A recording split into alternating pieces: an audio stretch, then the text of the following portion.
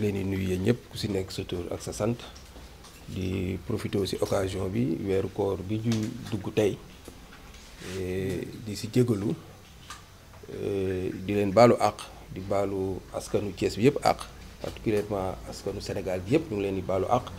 di ñaan yàlla ñu dugg si jàmm ak salaam génn si jàmm ak salaam aussi mais aussi di wax ni rek feebar bii dal ñu di la pandémie du Covid-19 si weeru koor bi yàlla na ko fi yàlla gaaw jëlee ñaan suñu kilifa diine yi ñun ñaan si képp koo xamante ni rek am nga foo yaakaar ci ñaan nga ñaan fii ndax feebar bi bu ñu fay jëlee donc ñu ngi nuyu waa Thiès ñëpp di leen sant di leen gërëm di kontaan si yéen si teewaay bi fii. waaw xanaa rek di wax ni dañoo nekk si benn situation exceptionnelle comme ni nga ko waxee donc à chaque situation exceptionnelle day am ay mesures exceptionnelles yoo xam ni dañ ko war a jël ku xam le mouvement Siggi Jotna xam ko si dynamique sociale donc li ñu suñu mission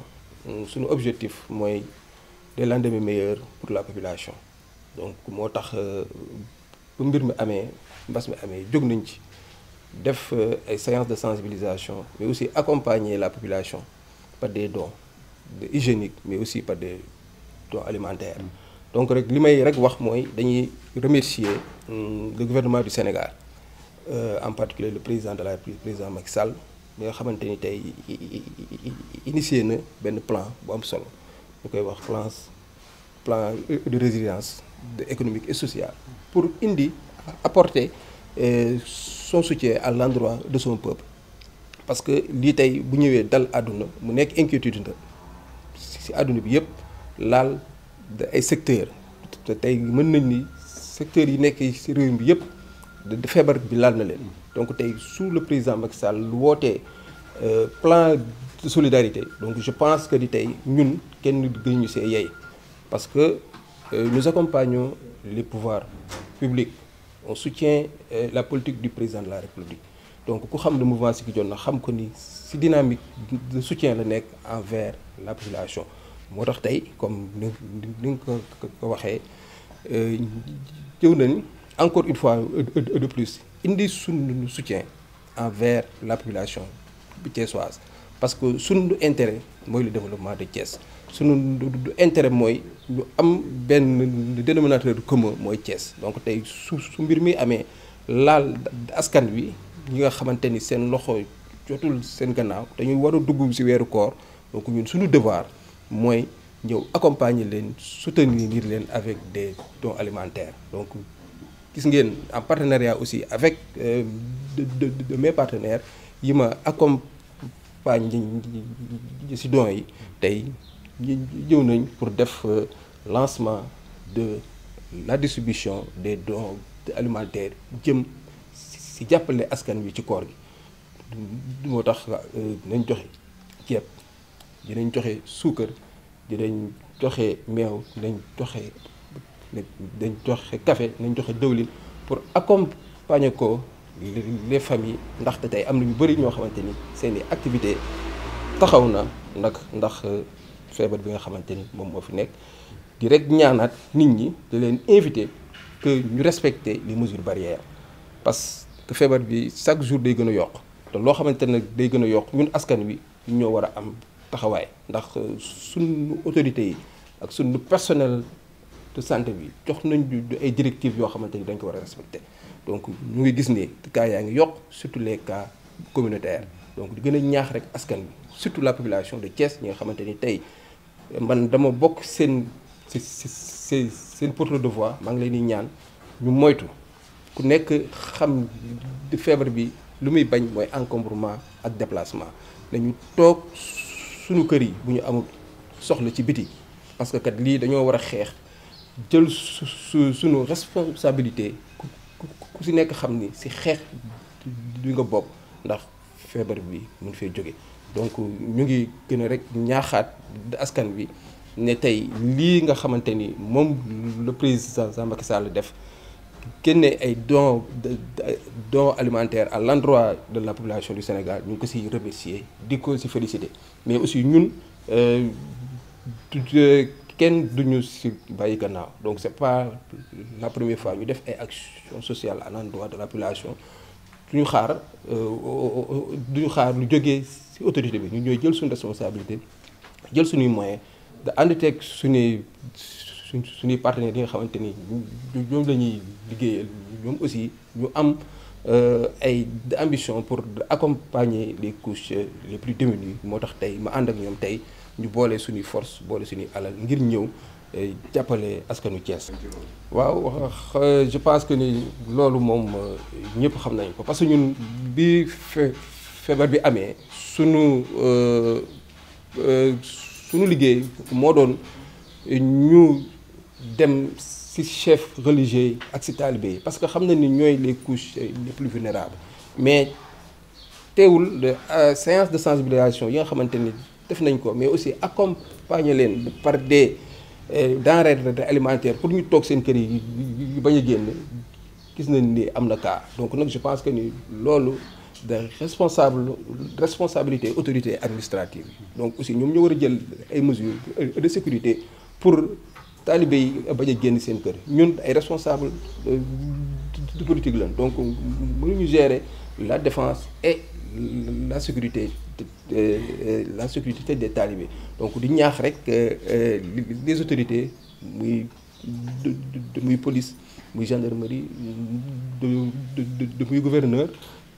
d'ailleurs maa ngi profiter ci occasion bi di féliciter le gouverneur ci acte responsable bi mu jël pour transférer talibé yi ñu dellu seen kër parce que feebar bi il faut que nit ñi xam ni il faut que ñu jël ay mesures drastiques yoo xamante ni moom mooy tax feebar bi dem fay jóge. nuyu président di ko dalal avec ses partenaires leen wax ni soyez les bienvenus parmi nous. tey nag dañ fi dajoo woon ci ndigalu président ci benn programme boo xam ni tegoon nañ ko bi nga xamee ni mbas mi commencé woon na law ci àdduna bi yàlla def ni ñu annoncé ni dugg na Sénégal le 2 muy premier cas bi ñu am fii Sénégal mu coïncidé woon semaine boobu muy week-end le 7 ñu waroon def 3e journée cleaning day yi président décrété woon bon aussitôt ñun bi ñu déggee ni dugg na fi on avait programmé bu ñu defaale cleaning day bi ñu defaale sensibilisation donc ce qui veut dire que ñu jëndoon suñu stock yooyu yëpp pour defaale sensibilisation bi léegi ay produits hygiéniques ay gel ay récipients donc président ne woon comme yàlla def na mu dugg fi nañu fexe ba jiitu ko ci askan bi sensibiliser leen donc bu ñuy def suñu programme journée bi nañ ko boole ak sensibilisation fekkoon mu waroon coïncider tamit ak veille événement bu mag muy gàmmu sëñ Bassirou Sarr bi ñu xamoon ni foofu attraction lay doon ñu ne donc dañuy dem foofu defaale sensibilisation yóbbaale suñuy contribution parce que fu nit ñi daje war nañ jël matukaay yi nga xamee ni que vraiment ku ñëw mën a ànd ak set mën a ànd ak cel bon yàlla def président tuxal journée boobu bon ñun ñu ne bon néanmoins on va essayer de voir nan la ñuy sensibiliser ba tey ñu ne ñu orienté wu ci école yi bi ñu orienté woo ci école yi war ko def président samedi ba si topp mu décrété ni dañu tëj école yi ñu ne comme dañu bëggoon commencé ci école soo ko dem ci askan bi école yi tëj nañ leen fekk seen biir kër yi fekk leen ci jàkka yi donc aussitôt le 14 bi mu ko décrété le 15 dimanche ñu jóg comme on avait notre stock dugg ci jàkka yi wax imam yi sensibiliser leen wax leen ñu sensibiliser waale fidèles yi nekk foofu ndax boobu aussi tëjuguñu woon jàkka yi biñ ko defee génn ci jàkka ji dugg ci koñ bi on a fait plus de 300-400 maisons yoo xam ne dugg nañ fa waxtaan ak ñoom ci jàngoro ji di dugg ci suñu réew te lëmbee àdduna bi jox leen ay produits wax leen aussi niñ ciy fagaroo bon donc ñu continuer ci loolu lal aussi bi ñu jógee ci loolu les jeunes du mouvement ne nos présidents ne seront pas en reste ñoom it dajale seen as tuut jël ko dugg ci yenn daara yi joxe ko fa defal démonstration woon nit ñi nu ñuy fagaloo bon boobu ba léegi aussi ñoo ngi sur le terrain dem ci jàkka yi dem ci daara yi dem ci kër borom diine yi te loolu c'est facile à justifier parce que kër diine yi en général bu problème amee nitu diine yi ci ñoom si ñoom la ñuy dem non seulement dina leen poser problème social mais aussi dina fa sàkku ñaan jóge fa dem ci daara yi xam nañ ni c'est des cibles vulnérables ñoo fa nekk muy xale yi te amuñ benn protection ñu ne foofu tamit war nañ fa mën a dem sensibiliser ndongo daara yi sensibiliser ñi leen yor donc vraiment boobu ba léegi ñoo ngi dérouler bon tey mu dajale ñu du loo xam ni coïncidence je peux dire que coïncidence y a 2 événements yu coïncidé muy toll na mbas mi ak ñuy dugg ci weeru koor gi donc lii muy lu mu daan def avant mbas mi di am chaque mois de Ramadan da daan jël xool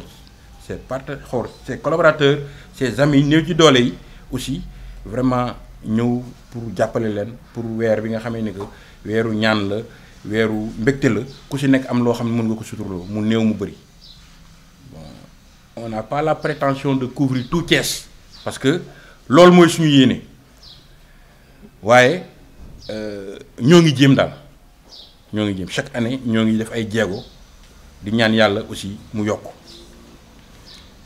looloo tax tey bi ñu ñëwee ñu ne nañ ko yokk bi c'est justifié parce que président gis nañ moyens yi mu dégagé ne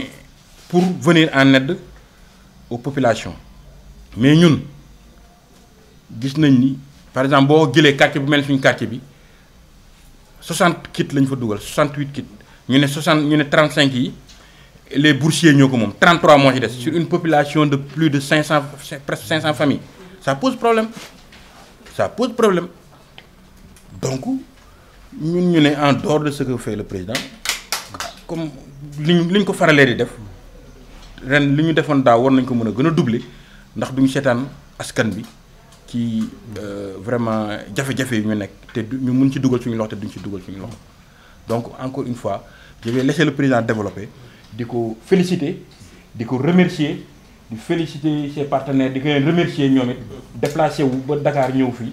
vraiment pour accompagner c'est pas la première fois aussi ñu fi ñëw donc vraiment jërëjëf ñu ngi leen di baalu àq di baal ñëpp àq wasalaam.